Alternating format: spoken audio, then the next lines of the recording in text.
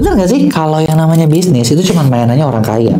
Terus yang namanya bisa berhasil itu juga cuma orang-orang yang nggak mulai dari nol, gitu ya. Tapi kalau dipikir-pikir, kok nggak juga ya? Kenapa gue bilang nggak juga? Sekarang gini, kalian sering nggak sih dengar ya? Ini yang beneran loh ya, bukan yang gimmick-gimmick. Yang beneran tuh adalah gini, banyak orang mulai dari nol, mulai dari gang kecil, mulai usaha dari bener-bener yang bisa literally nol bahkan minus. Dan sekarang ternyata jadi kaya, gitu. Sedangkan banyak juga nih bisnis-bisnis yang udah gede. Contoh lah, nggak usah jauh-jauh. Lu tahu nggak ada artis kerja sama mantan anak presiden. Nah, bikin food court. Logikanya kan gede banget tuh. Bangkrut. Padahal modalnya gede, timnya gede. Nah, terus emang gimana sih caranya biar bisnis lu benar-benar bisa jalan? Ini kan sebenarnya berbagai pro kontra ya. Nah, di sini gue mau bahas dan gue mau bagiin kalau dari pengalaman gue gimana caranya biar lu berhasil. Tapi sebelum kita mulai, buat lo yang baru nonton, jangan lupa buat klik tombol subscribe dan aktifin lonceng notifikasinya. Biasanya gue sering bahas banyak tentang teknis, tapi kali ini gue mau bahas sedikit aja ya. Mungkin entah tentang mindset, entah tentang pola pikir, entah tentang genset, whatever lah. Tapi gini, poinnya adalah, bener gak sih kalau misalnya bisnis tuh bener-bener cuma mainan orang kaya gitu loh. Karena gini, logikanya ya, kalau dari pengalaman gue ya, kalau bisnis cuma mainan anak orang kaya, gue kagak mungkin bisa. Kenapa? Background gue dulu ketika gue mulai itu adalah orang tua gue terakhir itu jualan nasi kuning di depan sekolah, ya. Jadi lu udah kebayang kan? Nah, utang bokap gue banyak. Nah lo gitu kan. Nah terus udah gitu gue juga nggak punya apa ya, maksudnya gue nggak punya gelar yang mentereng kayak S2, 3, 4 gitu kan, S teler gitu kan. Dan ibaratnya ketika gue mulai dari bener-bener dari nol gitu ya, dari nol, dari gang kecil gitu kan, nyobain jual berbagai barang yang bisa gue jual. Bahkan ibaratnya dulu kalau lu deket-deket gue jual juga loh. Serius dulu gue ngalamin seperti itu gitu. Terus kalau ditanya, terus kalau gitu kenapa bisa gitu kan, akhirnya bisa dibilang gue lumayan lah ya, gue lumayan berprogres, gue lumayan bisa punya rejeki gitu ya. Nah kenapa? Sebenarnya ya sesimpel gara-gara gini. Kalau cerita gue adalah ya karena waktu di awal, kalau dulu di awal gue memulai sama kayak kalian semua ketika jualan. Jadi apa yang ada aja. Jadi gini, gue dulu pernah jualan anduk ya, nyobain. Ada temen gue punya kenalan, minta barang ke dia gitu kan. Udah gitu dapat harga, orangnya baik, dapat harga murah. Sebenarnya murah banget juga nggak sih, tapi sebenarnya udah murah sih, tapi bukan harga murah banget juga nggak. Tapi yang tepat adalah pas barang yang awal-awal gue jual itu persaingannya hancur. Jadi barang dari pabrik aja sama barang yang diterima sama grosir itu selisihnya paling tinggal 1.000 perak per lusin. Jadi emang hancur gitu ya. Cuman ya maksudnya belajar lah di situ, belajar. Oh kayak gini ya, dapat ya dikit-dikit. Dibilangin bisa kaya nggak bakalan bisa kaya. Udah gitu gue nyobain yang lain-lain gitu kan. Gue kepikiran, oh punya duit dikit. Kalau zaman dulu yang gue kepikiran adalah salah satunya waktu itu breeding, ternak. Nah kenapa gue ternak? Alasannya simpel. Karena waktu itu gue lihat ya. Nah dulu gue ternak atau gue breeding gitu ya. Ya memang bukan yang halal ya. Gue ternak anjing dulu. Kenapa gue kepikirannya simpel? Waktu itu mantan gue pengen beli anjing. Terus gue lihat, kok yang jualan enak banget ya lu ya. Lu miara doang, ngasih makan, udah ngasih makan, udah gitu dia beranak tuh dapat. Terus dihitung-hitung, wah kayaknya untungnya lumayan. Nah gue cobain tuh. Dan hasilnya ya sempat lumayan juga sih. Lagi kita punya duit. Lagi nggak punya duit juga gitu loh. Jadi ya ketika gue mulai ya gue nyobain berbagai macam gitu. Dan akhirnya gue nemu juga nih, produk suplemen jualan. Kenapa suplemen? Waktu itu gue sempat baca satu buku, dan mungkin buku itu sempat jadi best selling juga, namanya The Next Trillionaire. The Next Trillionaire itu ngebahas tentang bisnis yang nanti bakal booming di era masa depan. Di era masa depan itu tahun 2000-an ya. Sekarang udah lewat ya, jangan lu dengerin, udah lewat. Tapi masih kejadian sih. Itu adalah health and beauty. Nah, kan sekarang jadian nih, beauty lagi kencang banget. Health and beauty, kenapa? Karena orang-orang dibilang baby boomer dan setelahnya pengen selalu kelihatan tampil muda. Mereka punya uang dan mereka pengen tampil muda. Disitulah industri itu laku. Makanya produk-produk reselleran segala macam ya sebenarnya itu cuman kalau menurut gua meneruskan atau menggenapi gitu kan zaman dulu ramalan ekonomi gitu kan, dan terjadi. Dan ketika gua jualan di situ gua baru ngerti, ternyata lo mau untung itu ada yang namanya supply and demand gitu kan. Sebenarnya pelajaran SMA bener gak sih? Cuman masalahnya kadang gini, kita tuh ketika lagi mau nyobain usaha atau apa, kita lupa udah semua teori-teori kayak gitu, bener gak? Ya kalau gue dulu ya udah, oh ada supply yang demand.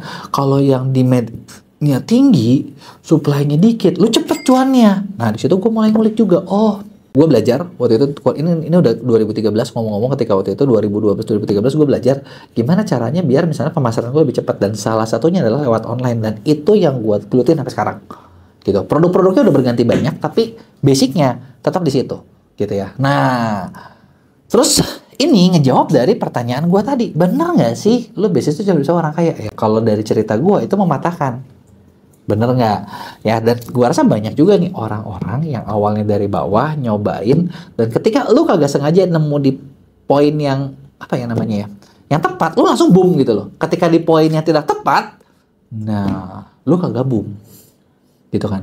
Nah kalau gitu gimana gitu, kenapa kayak gitu? Terus kenapa ada juga orang-orang yang udah punya modal gede, ini gede dan lain sebagainya, itu gagal gitu? Logikanya kan nggak mungkin gagal, bener nggak? Tapi ya mungkin bisa dibilang ya namanya hidup kayak gitu kali ya. Kan nggak ada yang 100% pasti, semuanya juga ngomongin kemungkinan gitu ya. Nah terus kalau gitu enak mana nih, yang punya privilege atau yang nggak punya privilege? Nah ini kan pertanyaan yang menarik lagi kan. Nah kalau menurut gua sebenarnya tergantung orangnya. Karena kalau misalnya orang yang punya privilege, ya minimal lu bisa mencoba berkali-kali. Contoh ya, di cerita gua tadi, sebenarnya percobaan gua ada beberapa. Tapi gue pernah ngalamin yang gua highlight yang lumayannya gitu, yang maksudnya stepping stone yang buat gua maju. Yang bikin gua nggak maju juga banyak, gua udah lupain gitu. Bedanya adalah ketika kalau lu punya privilege, lu bisa apa ya maksudnya? Lu tuh bisa nyoba lebih banyak gitu. Contoh kayak gue ya, gue nyoba 1A ketika gue udah nyobain modalnya di situ semua. Kayak waktu awal nih, gue ternak nih, gue pernah ya, gue ternak, duit gue udah banyak di situ, yang lain gak ada yang jalan. Terus ketika gue mau bener-bener fokus waktu itu jualan suplemen, gue tuh akhirnya harus ngelelang semua stok peternakan gue gitu, kebayang nggak? Ya indukannya lah gitu kan, kandangnya lah, dan itu gue terpaksa jual murah.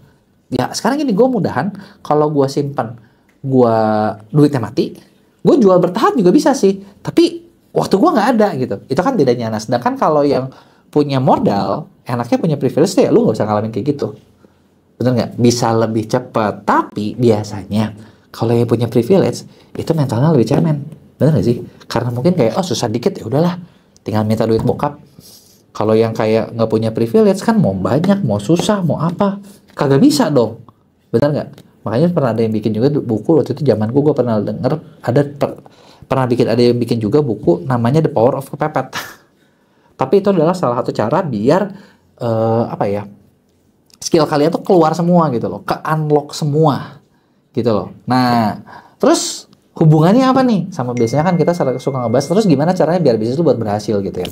Nah kalau buat bisnis lu berhasil, kalau menurut gue gitu ya, kalau yang gue lihat sekarang nih, kita di MEA udah ngerjain cukup banyak brand. Gue di MEA udah ngerjain cukup banyak brand, kerja sama cukup banyak orang.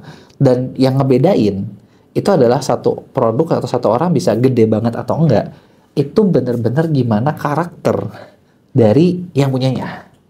Maksudnya gimana? Maksudnya gini, contoh ya, gue nemu ada orang-orang yang kayaknya tuh ambisnya luar biasa gitu ya. Ambis luar biasa, tapi dia nggak siap buat kerja. Maksudnya buat kerja atau buat invest atau segala macamnya. Hasilnya gimana? Gitu-gitu aja gitu kan. Gue pernah nemu kayak ada salah satu klien kita yang dia tuh pengennya omsetnya besar banget, tapi barangnya generik banget gitu. Barangnya generik banget, nggak ada kelebihan, mau kasih harga murah nggak bisa, mau kasih servis nggak bisa, ya pokoknya semua serba biasa. Tapi pokoknya omset gue harus gede. Itu kan sesuatu yang kayak, hah, gimana caranya nih? Dibilangin kagak bisa gitu ya. Dan ada lagi salah satu brand owner yang gue pernah ketemu ya, orangnya misalnya sebenarnya kalau secara mungkin kayak knowledge atau skill atau apa nggak biasa aja. Tapi ketika misalnya dikasih saran atau apa, dia banyak mau ngikutin, dan orangnya itu mau misalnya ngerjain apapun gitu kan, mencoba explore sesuatu yang baru, dan ternyata hasil produk yang dia jual itu bagus banget gitu. Penjualannya bisa naik terus gitu. Ada lagi nih tipikal orang kalau yang gua ketemu ya. Jadi gini, mungkin nggak siap buat kaya kali ya. Jadi waktu awal dia masuk ke kita itu omsetnya cuma 100 jutaan sebulan. Terus dia bilang, kita mau dikebutin bisa nggak? Bisa, oke kita kerjain, dan dalam waktu singkat omset 1 M. Tapi memang waktu itu ada perjanjian kerjasama profit sharing, ya kan, dari 1 juta ke 1 M tuh gila lu naik ya, bener nggak? Terus begitu 1 M dia mikir, wah ini gue jadi bayar profit sharingnya gede banget nih. Udah, gue bayar sekali udah gitu udahan. Harapannya setiap bulan bakal 1 M, dan ternyata begitu lepas sama kita langsung terjun lagi bebas, gitu kan? Itu kan berarti kan karakter, bener nggak siap buat kaya, pengennya ya untungnya aja gitu kan. Ada lagi orang-orang yang gini, simpelnya gue nemu juga nih. Jadi orang ini simple. Dia ketika lagi mau bikin bisnis, gitu ya. Oke, dia udah kepikiran, pasarnya ada, ininya ada. Misalnya gini, dia kepikiran sesuatu, terus udah gitu ketika dia udah nemu polanya, dia bakal mencoba di misalnya 2 atau 3 kemungkinan. Kebayang nggak? Jadi kayak invest tim A, invest tim B, invest tim C. Nanti A, B, C-nya yang diaduin. Gitu ya. Nah, yang gini juga ada yang jadi jalan gitu ya. Jadi, tapi sebenarnya poinnya adalah kalau misalnya yang gue perhatiin adalah kalau misalnya lo mau sukses dalam bisnis lo, sebenarnya sesimpel kayak kalian tuh harus bisa nemuin masalah apa yang lagi banyak orang alamin, kebutuhan apa yang lagi banyak orang cari gitu kan, dan bisa nggak kalian tuh tampil jadi salah satu yang menyelesaikan itu. Ketika lo bisa tampil di situ gitu ya, dan lo bisa bikin servis yang bagus, lo bisa kerja sama orang, lo bisa dengerin pendapat orang, nah disitulah itu yang bakal bisnis lo maju. Tapi ketika misalnya kayak lu nemu masalah nih, lu nemu spot yang bagus, tapi udah nemu spot yang bagus, lu attitude-nya jelek gitu kan, atau lu nggak bisa kerja sama orang, atau lu licik, atau lu apa, ya udah, biasanya di situ cuma sampai situ aja gitu, nggak akan bisa besar-besar banget, gitu ya. Itu sekedar pemikiran dari yang gue temuin. Nah, gue pengen tahu nih pendapat kalian tentang poin ini. Lu setuju sama gue apa kagak? Atau kasih tahu dong versi lu di komen ya. Jangan lupa like dan share ke teman-teman lo.